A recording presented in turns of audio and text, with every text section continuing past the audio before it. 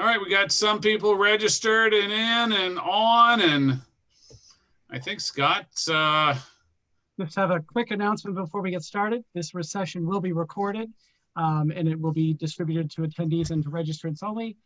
You will also see at the top, it might say live on Zoom with RevCom. That is our translation or our transcription service. It's not being live fed out to Facebook or LinkedIn Live, but just so you know some of those things.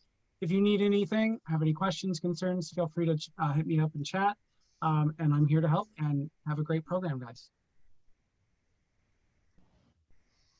All right, 104, let's kick off.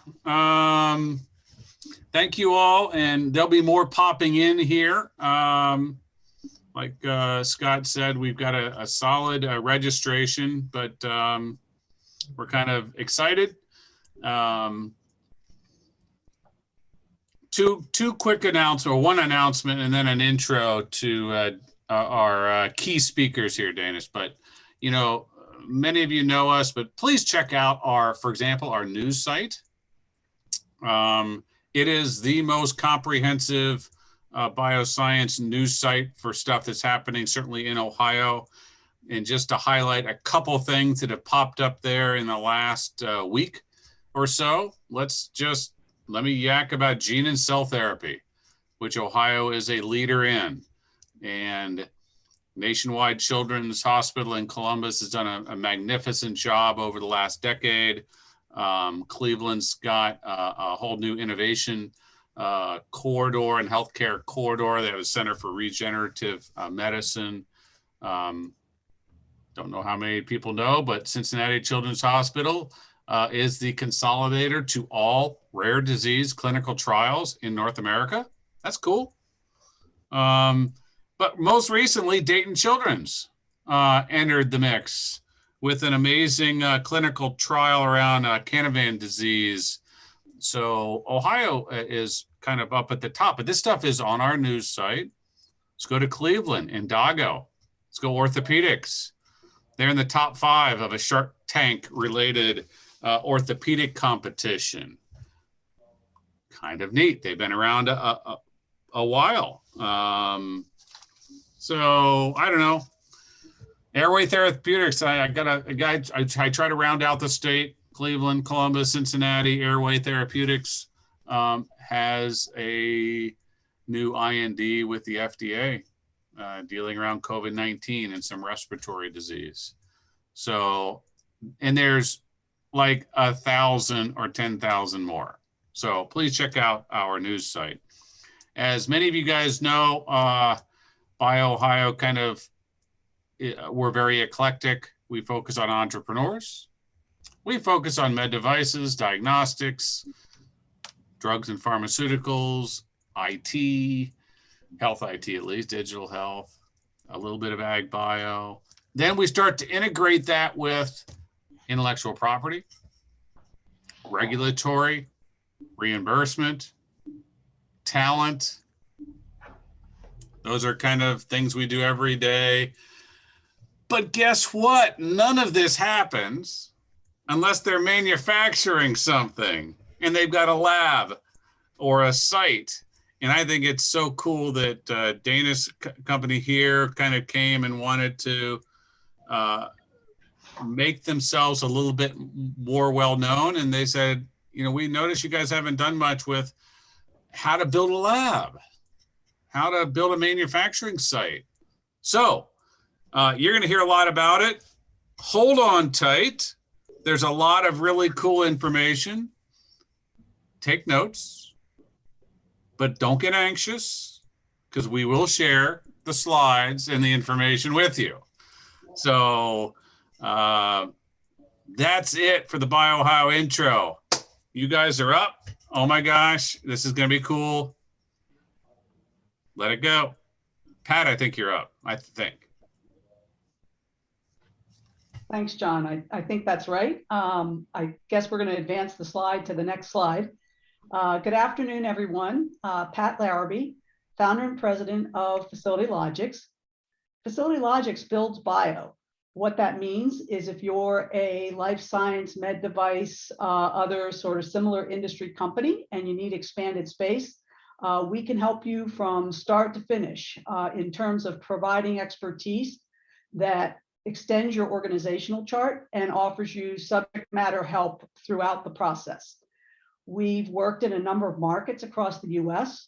Our clients include nonprofit research institutes and clinical health organizations like the Mayo Clinic. We have done some work for Cleveland Clinic Martin Health in Florida. And then we also work with companies like United Therapeutics up and down the East Coast and across the country, Euclid in Northern Virginia, several cell and gene therapy companies.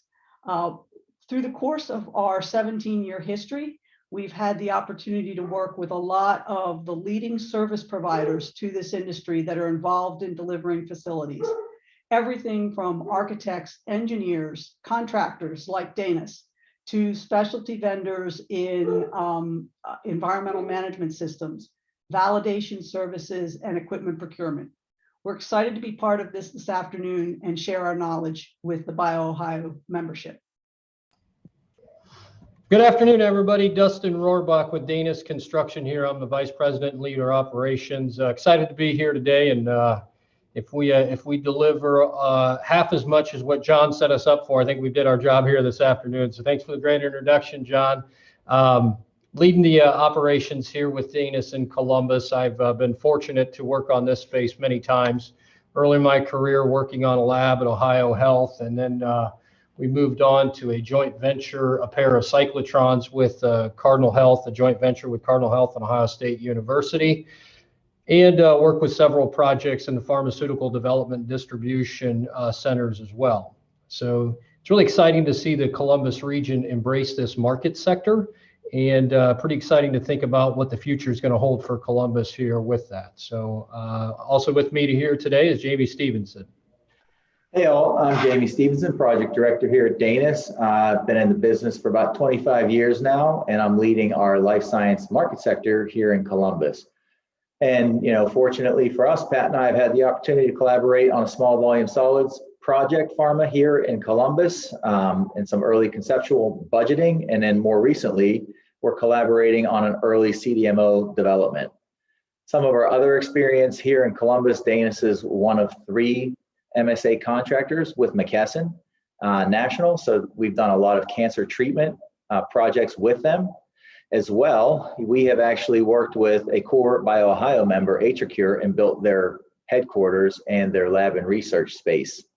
And I think lastly, and most importantly, we are beginning work with a leading gene therapy company here in Columbus that's super exciting. And just the ecocenter of gene therapy that Columbus is becoming is just a really exciting opportunity for Columbus and Ohio at large. Last thing before we jump into the content here, I would be a little bit remiss if I didn't give a big shout out to John and his team and all that they have done and are going to continue to do, putting the life sciences space, putting Ohio in the national conversation. You don't have to look too far to read the discussions around Columbus, Cleveland, and Cincinnati. We're pretty excited about that. So thank you from all of us here today on the call. With that, we will get into the agenda. So, this industry moves the speed of light. And what we're talking about here today is ways to, most importantly, quickly create productive, efficient, and safe environments and physical spaces that support the creation of solutions in the life sciences space. Our goal here today is have an interactive discussion. So we've got a couple of polls we're going to walk through here today. Feel free to raise your hand up, and certainly we'll have time at the end for questions at the end.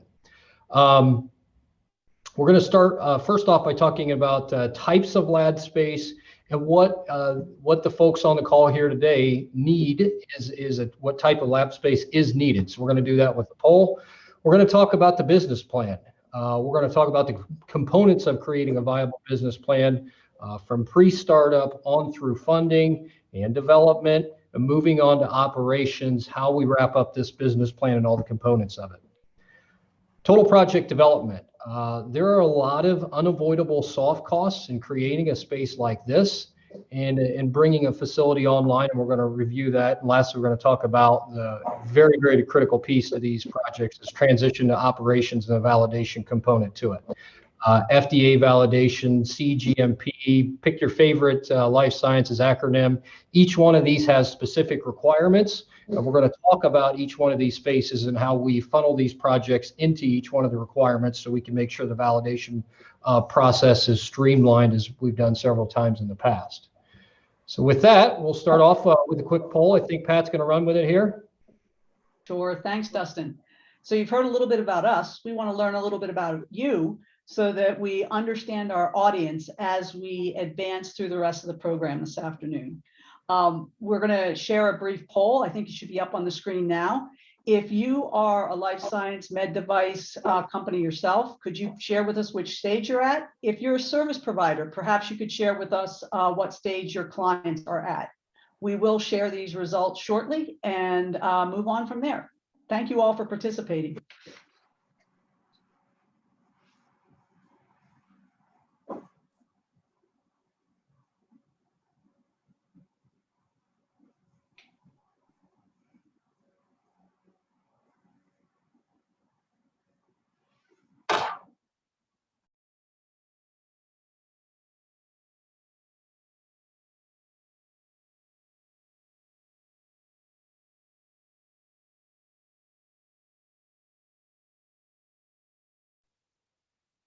Matt, do you see the results?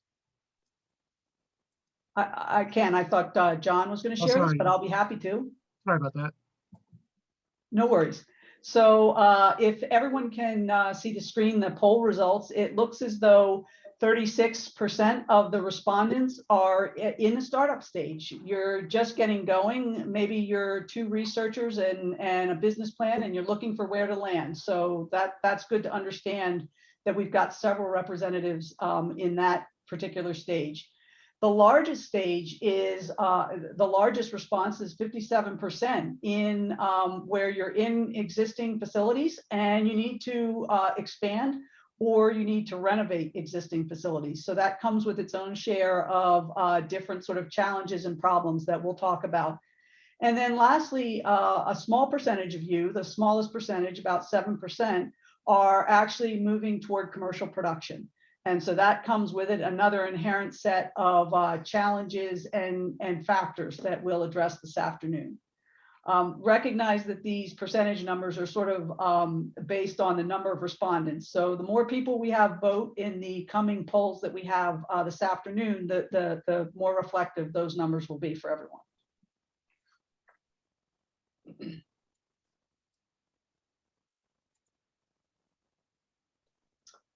So one of the things we wanted to get at, and several of you, mentioned that you're at the startup stage. One of the things that I just love about this industry is the diversity of different kinds of products and services that the companies are engaged in developing and delivering.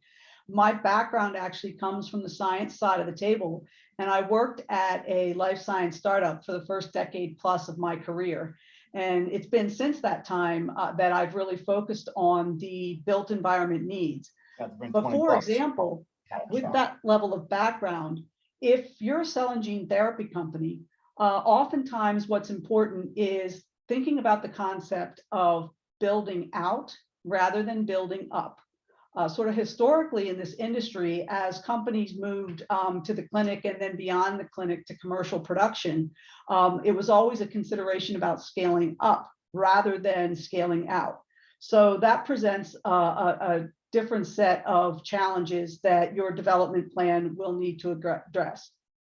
Medical device testing, again, different kinds of considerations. To some degree, the regulatory environment for medical devices is a little bit, I'm going to say, less stringent. And I don't really mean that you don't have hurdles to climb. You have absolutely hurdles to climb. But the timelines associated with developing devices oftentimes are significantly shorter than those with developing therapies such as cell and gene therapy products. Clinical laboratories, where the tests are developed and evaluated to support physicians' diagnoses and then follow-on treatments. We're working with a client right now in Maryland. We've done a similar project in Florida, where the company is looking to come in and basically stand up a new clinical lab. And so if you're a clinical lab operation, oftentimes the key to your facility development plan is understanding the equipment that you're using, who manufactures that equipment, and how that equipment is configured to maximize throughput for your testing. Moving on to some of the other product types or lab and research space types that are indicated on this slide. Chemistry labs, one of the driving factors in terms of cost per square foot for laboratory spaces is the number of chemical fume hoods that you might have in your space, because that is really tied to the movement of air in those spaces. And so the more fume hoods you have, the more expensive your facility is going to be. Similarly with chemistry facilities, and frankly with all facilities, the understanding, excuse me, the chemicals that you're working with, the volumes of those chemicals and so on are key to really developing a fine understanding of your space needs. Once you move on to manufacturing, there's a whole nother set of considerations there. The cost of manufacturing space is significantly higher than, say, I'll call generic research and development space. Because of the regulatory environment, bringing on the types of service providers that understand that space, whether they be validation firms, commissioning firms that are capable of leveraging their commissioning services into validation services, those are all of the considerations that we think about as we begin to understand the type of space your organization needs.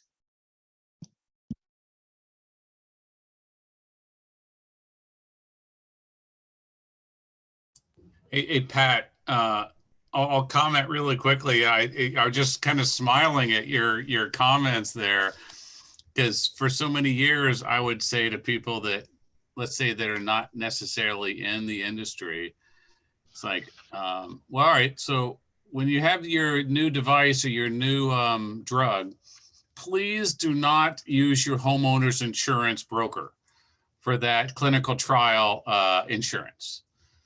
And when you're building out your drug and device, do not use your contractor you use for your garage.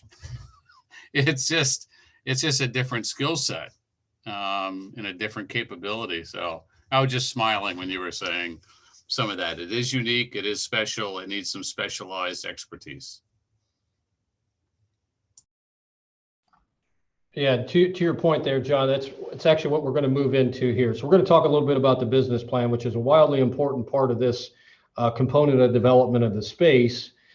Really, we're going to get in a minute when we talk about total project development. We're going to talk about a little bit cost and schedule. But before we get there, we're going to talk about business plan. And the really important thing to know here is there's a lot of help. There's a lot of help in the funding space, grants, tax credits, especially here in Ohio. John and his team has done a great job, and we formed some great relationships with some folks across the board here in Ohio to help develop that and to produce funding for some of these spaces. Secondly, is to make sure this cost is understood, not only specific to the construction and design, but there are many components that come into play, and we're going to talk about that here now. Pat? Thanks, Dustin. So as Dustin mentioned, we want to understand your business plan. And it's not that we're helping you develop your business plan, but some of the information that we're going to ask of you is really going to be not only coming out of your business plan, but through the process itself, we help to inform you as to things like staffing. So in some respects, you could say if you're developing a new facility plan, almost like the most obvious thing is we expect to double our employees by the end of 2023. What does that mean in terms of the space that we require? We're going to drill down a little further and say, when you double that staff, how many of that staff are going to be working in the lab? How many are perhaps involved in a quality role? If your firm, for example, may have research vivarium needs, are you outsourcing those needs, or is your intent to bring those in-house? And if so, why? Does your pro forma operating budget include the profiles necessary, for example, to run the costs necessary to run a research vivarium facility? Should that research vivarium facility rely on disposable caging or traditional caging? And so we begin sort of that process of sitting down with you and your team and helping understand. We haven't started talking about the actual physical space yet or how to build that space. We want to understand the work that's going to be done in that space, the number of people that are going to be required, both now, tomorrow, and several years from tomorrow. And then we really also, it's key to understand the clinical stage that your firm is at. Now, not every business or every requirement is going to include a clinical component to it. Some of your companies may be service provider companies where research you operate as a contract research organization, and perhaps your clients may not be, they may be preclinical. Not every factor on this slide actually pertains to every company, but we're going to make sure that we ask these questions, because the answers to the questions will go a long way toward helping us help you build out your business plan that actually has reliable, predictable information around which decision-making can be made. There may be established milestones that are required of your organization, either based on current funding or based on expectations for future funding. We want to understand all of those aspects. Maybe your company is using a third-party service provider, a contract development and manufacturing organization to produce material to support early-stage clinical trials. But it could be, as is the case that we're seeing today with many cell and gene therapy companies in particular, as the company advances through the clinical trial process, when it gets to phase 3 and beyond toward commercialization, many of our clients are looking to bring that capability in-house. So where is that sort of fulcrum point between when you outsource and when you bring those activities in-house? And then how do we help you develop a plan to develop the facilities to support that business plan? And so why Ohio? I think for a lot of reasons that John said at the very beginning, right? We have the expertise, the entrepreneurs, and the investors here in Ohio. But I think those experts are saying, you know, what's the current state of Ohio, Columbus, Cleveland, Cincy look like? And the demand is super high, but the supply is low, especially in the wet lab and the biotech spaces. So I think we also know that Ohio is now competing nationally, as John indicated with some of his examples early on the life sciences stage. And that the push is how to develop the real estate, particularly in that incubator and bench space. And so then we kind of move into these innovation districts, which I think are phenomenal. Jobs Ohio has injected substantial investment in Ohio, particularly through these in Cincinnati, Cleveland, and most recently the announcement in Columbus.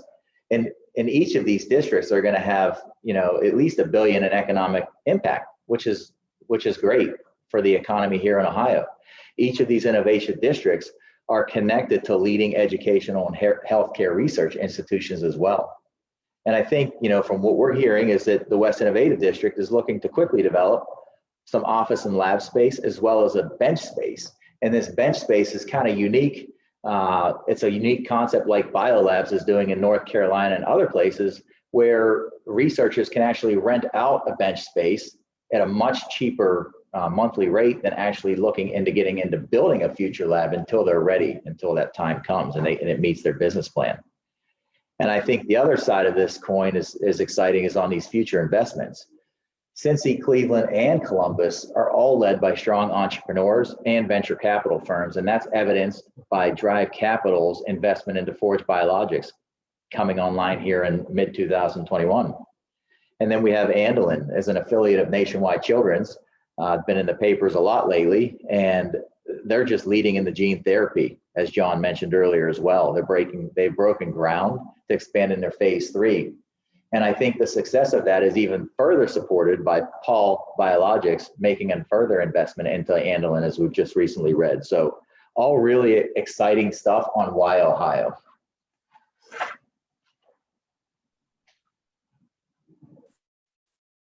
So as Jamie mentioned, lab space and related space is tight in the Ohio market. Well, frankly, in my career, and I've been focused on the built environment needs of this industry now for the last, I'm dating myself, I understand, but almost 30 years. And as I mentioned, we have offices in Maryland where we're headquartered. We also have offices in Research Triangle Park in New York City. I've never seen it the way it is today across the country. And a lot of this is related to the pandemic itself.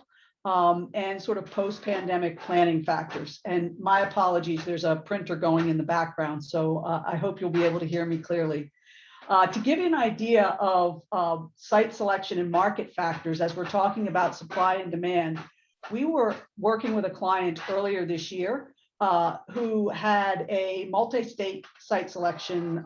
They're a cell and gene therapy company. And we narrowed it down to 2 markets. They were looking at Maryland and they were looking at the Research Triangle Park market. And in this instance, there was one facility that really was, I'll call, sort of purpose built to receive this type of requirement. All of the other sites that had been identified either were under development or they were facilities that were developed or used for other purposes that a new developer or landlord is now looking at repositioning to meet the needs of this industry. Long story short, we got it down to three buildings that and we weren't very excited about any of the 3. This company has very, very aggressive timelines to meet their clinical trial targets and so on. At almost like the last moment, a new development in Maryland became available, and the delivery of the core and shell space married up well with when we'd be able to begin to put the tenant improvements into the facility. We jumped on it right away. I mean, literally right away. We went from the facility not even being under consideration to within less than 5 business days, our client ready to make an offer. We got a call that afternoon, and the entire park that was being developed. So we were looking at one building in a park that's going to have 4 buildings. The entire park had been taken out by an Australian diagnostics company. So to say that the market is extremely active right now is really almost being cautionary. So what Jamie described to you previously in terms of, I'll say, the landscape and the market in Ohio, in some of the more established markets throughout the country, it's as busy as it's ever been, which I think creates tremendous opportunity for markets like Ohio and others. As we look at other market factors, if you're a company looking to expand, the lead time for these facilities can be considerable. And so we need to build your understanding of what is required in your market for lead time into your facility development plan and into your business plan, frankly. There may or may not be what we refer to as lab savvy landlords in your market. So the largest lab landlord in the world is Alexandria Real Estate. They're in all of the major markets in the US. They're in many of the second-tier markets and actively look across the country for opportunities. There are other landlords like Alexandria Real Estate, where because they understand some of the risk factors in these companies and in this industry, they're willing to provide above standard tenant improvement allowances to help support the expensive capital costs of building out these facilities. So understanding sort of where your price points are is also key to making that site selection decision. If you're a cell and gene therapy company that's involved particularly in autologous products, that's 1-to-1. So I'm a patient with a condition, you withdraw, the physician or the nurse withdraws some of my blood, sends it to your facility. Your facility then develops a personalized product that's designed to treat me. Where your facility is critically important to the success of your company. One of the things that we're seeing now is that many cell and gene therapy companies are establishing East and West Coast facilities to enable them to serve as much of the country's market as they can from the two sort of sides of the country. Perhaps there's an opportunity to expand upon, sort of that trend and further develop cell and gene therapy capabilities in the Midwest, including Ohio. Another logistical factor that is, a key consideration, we've all, followed which vaccines have been approved when, and when are they going to be available? What's the difference between the different vaccines that are out there to fight COVID? And so two of the early vaccines that were commercialized and released to be administered required cold chain. So from the time the vaccine basically leaves the facility where the fill finish happens for that product, it needs to be kept cold at very precise temperatures, all the way from the point of where it's released to where it's going to be administered. So understanding logistical factors is really key, along with several other of these items. If you're in a market where there may not be existing facilities that lend themselves to converting for lab or biomanufacturing or med device space, understanding the zoning and entitlements of the property or location, maybe it's a greenfield that you're considering, is going to be critically important.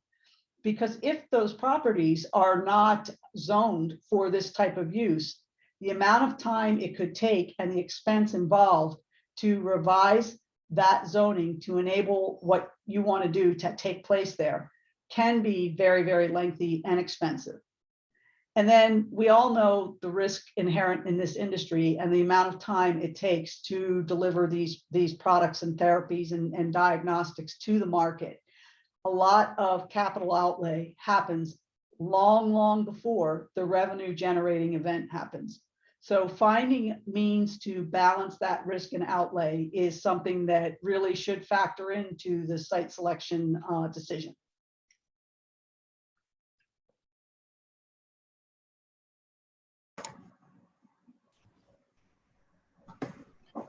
All right, so I think it makes sense for us to talk a little bit about the local marketplace here and how these all factors play into construction.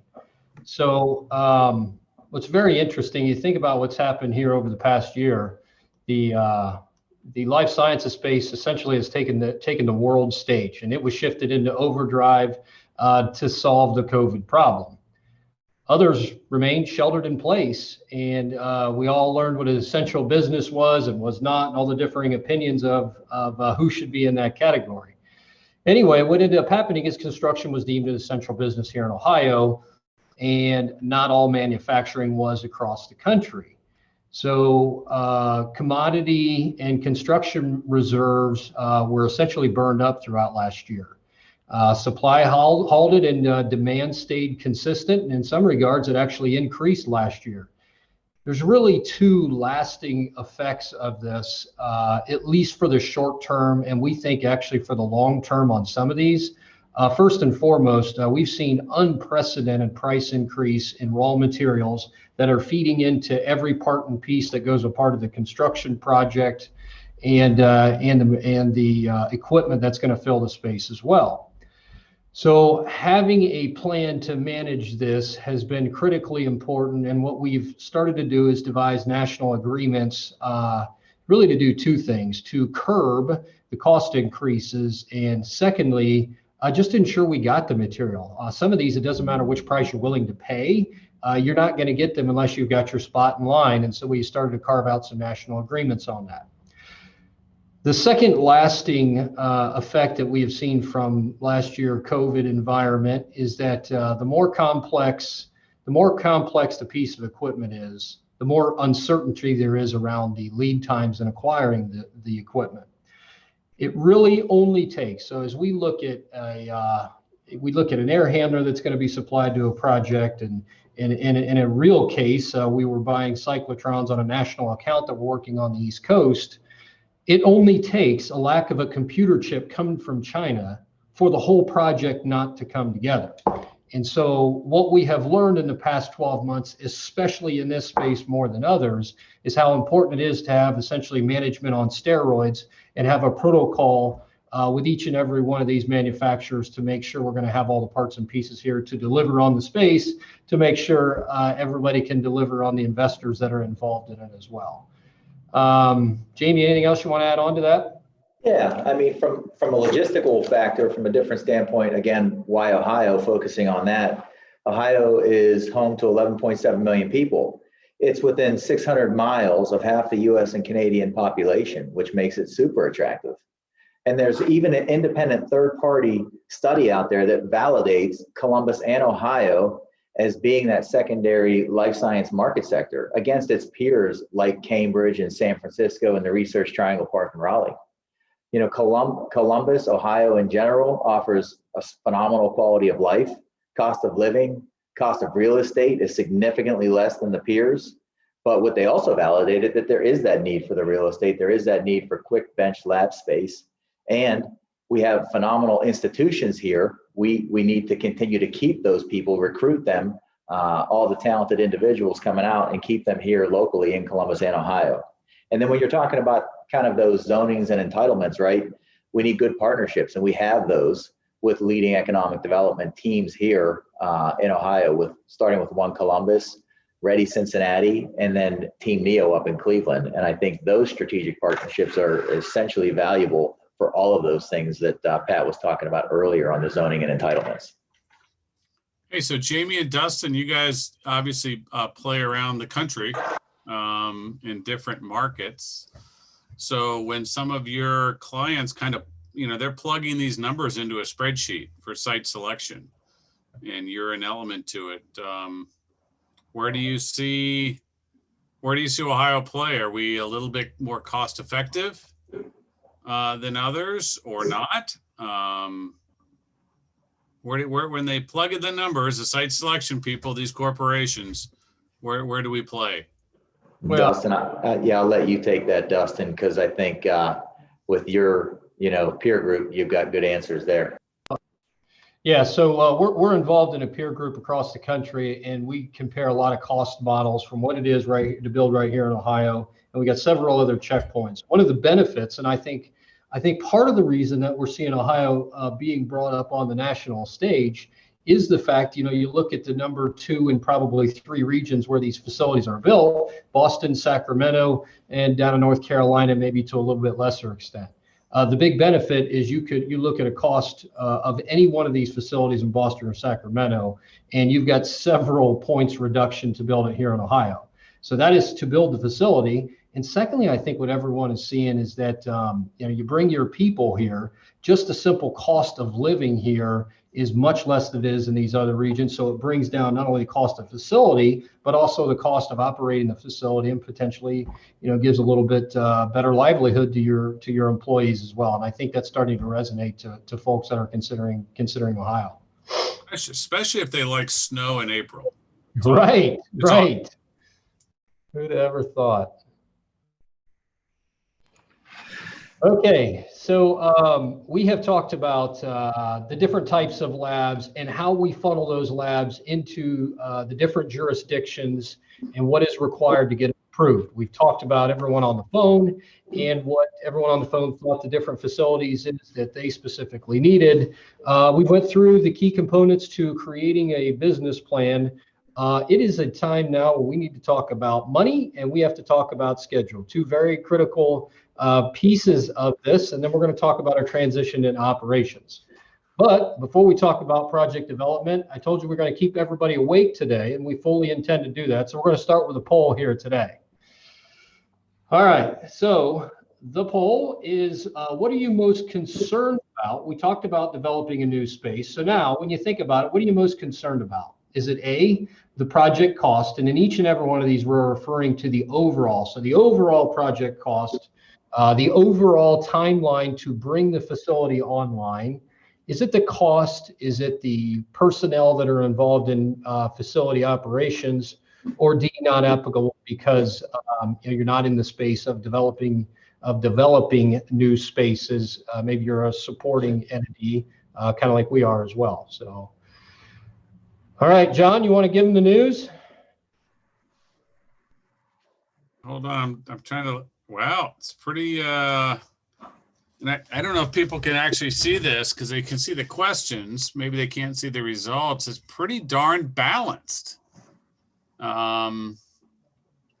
Project cost was roughly 25%. Overall timeline was tied for the top, along with not applicable to me, but that doesn't count. So yeah, project costs, overall timeline, facility operations, all had a role in there. And then, those of you that said not applicable to me, it will be. So, keep the information that you're getting today after this event, because it probably will be, or to friends so you can be an amazing resource with some of these questions in these slides. So even though it might not be to you now, it will be either to you later or some of your friends. So, a lot of you guys discuss project cost. And I think if there's maybe kind of one thing we're taking away here is that our team, Pat and DANIS, really focus on the client. We're not just focusing on a building and saying, hey, here's your building, go do what you got to do. We really care about, first off, the industry and what they're doing, and the diseases they're trying to cure are phenomenal. And if you want to talk about a life mission, this is one worth having. And so when we're really diving in deep, getting in early with our partners, developing that trust, as fast as things are moving, they have to have trusted partners with them. And so when we look at a total project budget, we're not looking at just the hard cost, which is the building itself, but we're looking at the soft cost, which Pat's going to get into in a minute. Outside of that, you still have other costs to consider just besides the building. You've got things that a lot of people tend to forget. Your IT and your infrastructure is huge. You got your furniture and fixtures, and someone's got to develop that package and put it out. Redevelopment costs. And then lastly, we were getting ready to move in. You got to have some dollars set aside to help you get from one facility to the next. Nobody likes moving. It's tough to do. And our team wants to be a part of your team through that entire process. So we're going to establish baseline costs for all of those and really talk about what your total capital expenditure is. Pat, did you want to chime in a little bit on the soft cost side? Sure.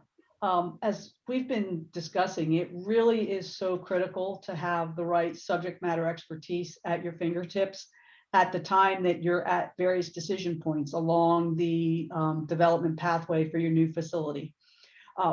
Facility Logix services in owner's representation is a soft cost. You don't need us to do your project. We serve as an extension of your org chart, and we don't have a learning curve. We may have a learning curve to your specific product, but not necessarily to what it takes to deliver these kinds of spaces. By way of example, one of our clients that we delivered a facility for actually in February of this year, a clinical stage cell and gene therapy company, we were engaged by them through their real estate broker. And the real estate broker had come to us and said, we don't know that they really understand their requirement. They think they need X amount of square feet. And we're at a point where we've got to make a decision on a facility because there's so much market demand that we're gonna lose out. We started to meet with them in June of that year. And within a 3-week period, we came up with a full program that actually meant that they needed more than 50% more space than what they were, they were at letter of intent stage.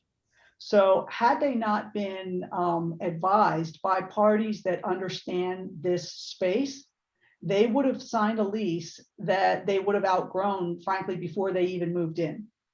Similarly, we are working with another client right now that actually has federal funding to develop. I'll call it. It's really pretty cool. The company, if you want to look it up, is On Demand Pharmaceuticals. Their technology comes from MIT and Hopkins, and they basically have the equivalent of, it looks sort of like the size of a refrigerator, but they can deploy that anywhere around the world and basically feed it the raw materials. It's kind of like that soda machine where you can make all the different choices on whether you want seltzer water or whatever. They can do that and basically produce the required medicine on the spot. We've been working with them since last summer, and they came to us. They didn't know what they should be doing regarding getting to validation. So we provided them with different service providers that could do that. We actually managed the process for them of engaging those resources. Those are all soft costs that need to be contemplated early on in the process so that your overall capital budget and your funding strategy is sufficient to support all of those needs. Oftentimes you want to have your commissioning firms, your validation firms involved at the design stage so that they're conducting reviews of those documents to identify any elements that may prevent your firm from being able to qualify the space later down the road. I think Jamie covered a lot of the other kinds of soft costs. I wanted to kind of dwell on a couple of those examples so that you could get an understanding of why it's important to get the right expertise at the right time within the project development timeline.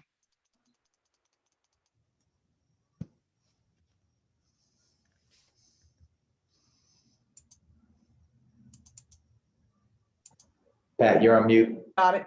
I didn't catch it quite fast enough.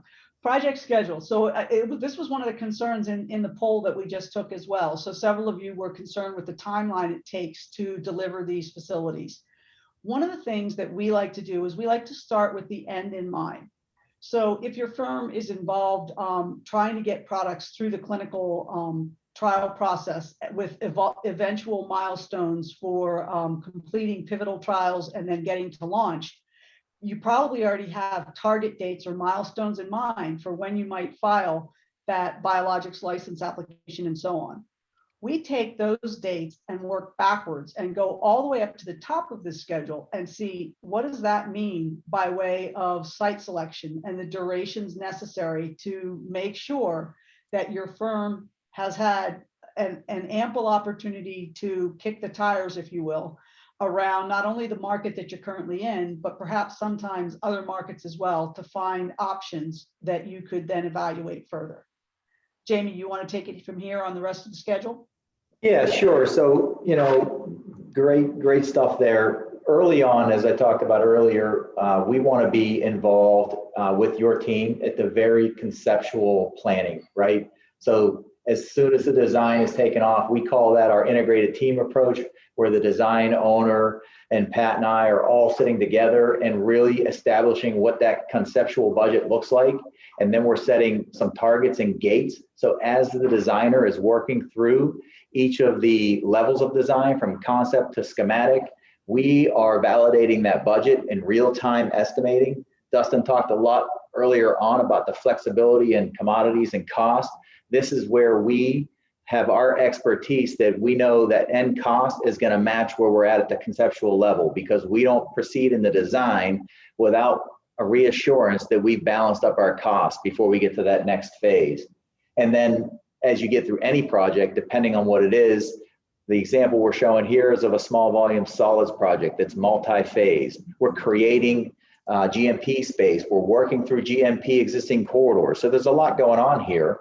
And we have to map that out all the way through in the multiple phases. So at the end of the day, as Pat talked about earlier, as we get into the commissioning and the validation processes, we want to get to what we call speed to revenue. Like, we want you guys to be able to generate revenue as fast as possible in your facility. So we want to get to the operation of that facility.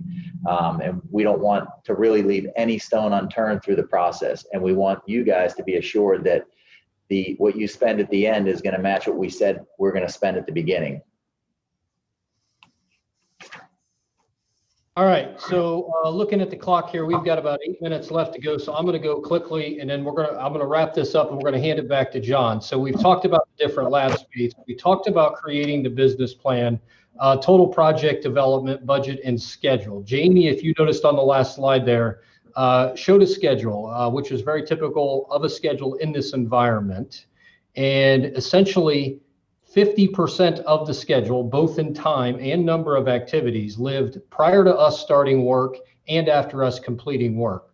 So Vanessa, if you'll click to the next slide, I want to touch on one thing. You see 5 different pieces here: commissioning, validation, permits, move management, turnover. These are the longest time frame in this industry sector of any other industry sector we work at. It takes a lot of time to get this validation. It takes integration of the team. We have done this many times before, and it takes integration for each one of the entities that are involved in this. Before we turn it back over to John, anything else you want to add on to it here, Pat? Thanks, Dustin. One of the things that we found that really facilitates this process in transitioning to operations is involving either internal team members from our clients or external service providers in the areas of facility management, risk, environmental health and safety, IT, security. All of these parties should be at the table throughout, because when they are, when you do transition to operations, it becomes a more well thought out, easier sort of transition for everyone involved. That way you don't find yourself with an emergency generator that doesn't have an EPA permit, and that then holds up some of your activities. Last thing I'm going to touch on is the turnover package.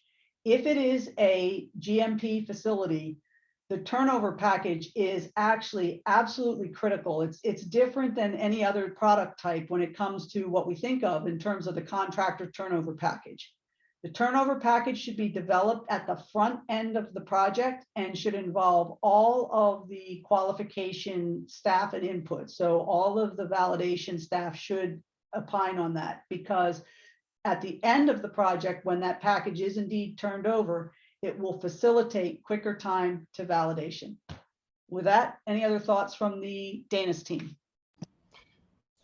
No, I think No, we're good here. thank everybody for being a part of this, and I wanted to turn it back over to John. We got just a couple minutes here for some questions. So, John? Well, like I said right at the beginning, people hold on, because there's a lot of information going to be coming your way. Now you understand kind of why I was teeing that up. Great job, you all. Couple questions came in, and please, we have 40-ish left. I'm going to kick off with one question for you, because we had a couple chats, mostly privately to me, but I'll consolidate this one and ask you guys a question. And we can't open it up. You guys can unmute, but give me a chance to ask the question, and then or chat the question. All right, gang on the phone. We had Cleveland and Cincinnati asking about bench space, available lab space, like at this moment in time. Maybe this is Jamie and Dustin. Pat, I think some of our gang doesn't care about your Maryland space, but they may. I'm not saying that, because we just like to offer Ohio, but we want the Ohio companies to get ultimately the resources they need. All right. And if that's in Maryland and around you, or North Carolina or New York, great. But let's just focus on Ohio. So Jamie and Dustin, for companies that need lab space prior to building, which you all then play that role in, what's your suggestion to them? So that's a good question. I mean, I know that so a good example is in my conversation with Eric Lindsley, right? He's trying to figure out how he can bring his concept to market, which is a bench lab space that you can rent, right? And he's looking to partner with OSU, and if that's possible, fantastic, but it's going to take a little while to get that together.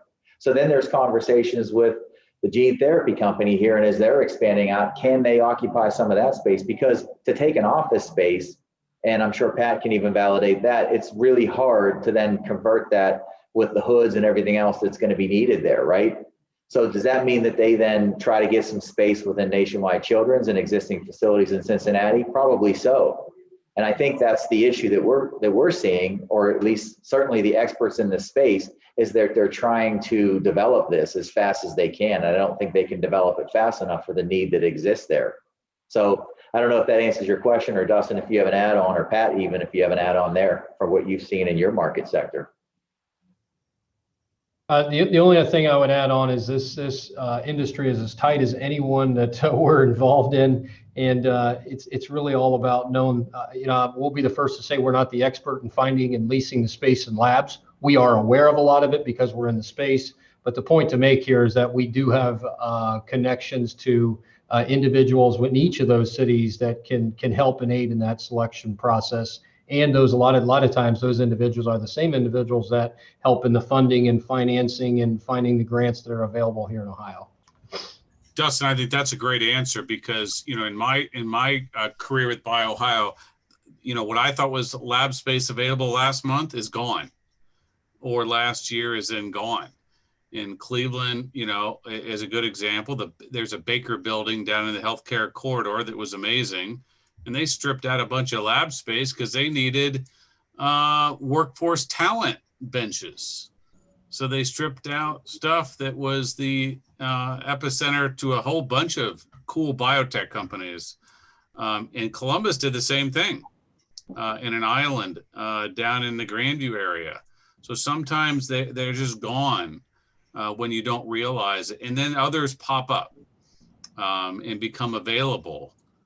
So you're right. It's those economic development groups, the Team Neos, the Ready Cincinnatis, the One Columbuses, the DDCs that are in touch with some of this, along with us and others. So anyway, that's a good one. Let's see. You've got,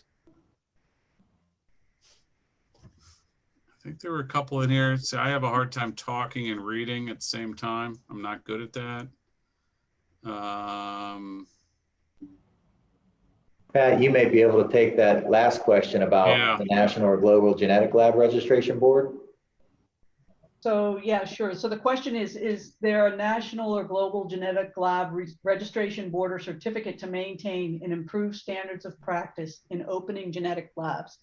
So I think the answer to that is that you're likely to have to comply with CLIA standards for a genetic lab, because it's not really much different than another diagnostic lab. There are a couple of companies, GeneDx and others, that are involved in sort of genetic typing. And so achieving that CLIA certification is really what you're going to need, because that sort of standardizes those kinds of facilities.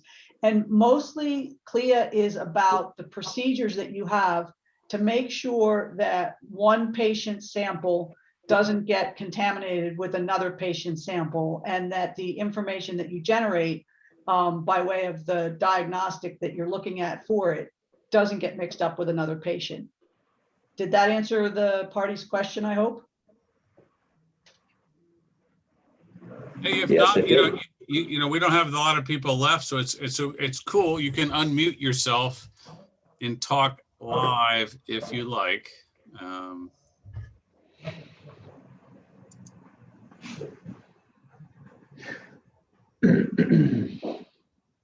I think, John, Pat and I were asked the other day by One Columbus. There is a gene therapy company that was considering Columbus amongst some others and needed to get some kind of fast, kind of high-level square foot budgeting on 100,000 square foot, building with warehouse, lab space, CGMP space, and I think that we were able to be that resource for them to give them that information to help that company kind of consider that decision for Columbus. So I thought that was pretty cool too, and just further kind of just positions Columbus and Ohio as that gene therapy kind of eco center. There you go. That's one nugget of one of those bullet points on your slides. And you have to have all those working in concert with each other too. So, right. All right. Well, how about last comments? Final comments from Pat and Dustin and Jamie, and since there seems to be a more quiet crowd, which doesn't mean they don't have questions. All right. I can tell you this from longtime experience. Sometimes we get an avalanche of questions afterwards, or you all do. So that's okay. But why don't you wrap us up and we'll move on with our Tuesdays. Yeah, for sure. Just from my standpoint, thank you, John. Thank you, BioOhio, and for all those that participated and listened here today. Thank you, Pat, for joining us. Super appreciate your subject matter expertise. And, we will have our contact information, John, available and happy to answer and field any questions after the fact for sure. Go ahead, Dustin. Okay, sorry, Pat. My wrap up is pretty simple. When you look at what's happened in the past year, this space is extremely important to all of us as human beings. And as we've migrated into this space, I can say with a lot of passion that it's a lot of fun. And I'll tell a quick story. Just a few weeks ago, we're working on a project with Sarepta, and through all of these client discussions, there's nothing more engaging than understanding what the future can hold when you're solving the problem of a rare disease that a kid is likely to pass on if he doesn't get this injection done by Sarepta in the next couple of years. So we're very excited about playing in this space. A lot of passion around, a lot of fun, and for each and every one of us human beings, we all need it, and we're pretty robust about what the future holds with it. Thank you, Dustin and Jamie. It's been fun partnering with DANIS on this. John and Scott and the BioOhio team, thank you as well. The one thing I'd say is we also do a lot of consulting across the country around looking at different markets and what unique aspect of that market could be positioned to really begin to grow a community. And in the course of doing that, I think we're up to like 60 different markets now where they're implementing strategies. We don't often look at states that have the wealth of resources that Ohio does.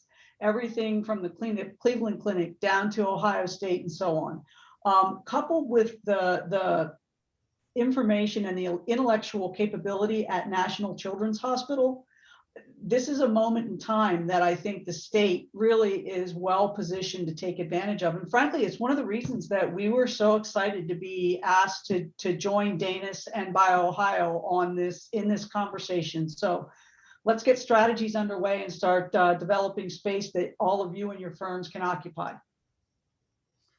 Well, everybody keep pouring in your questions after the fact. I'll end with not just a thank you to all of you, but we try to do a lot with diversity and equity and inclusion, and that encompasses a lot of different elements. And I want to thank the three of you for having hair, I added the diversity to this group with no hair. So you guys are cool with that part, and I'm glad I was able to add that slight bit to all of you in the group. Hey, have a great rest of Tuesday. Thanks for participating, and we'll share the results and questions and info out, and see you all soon. Thank you.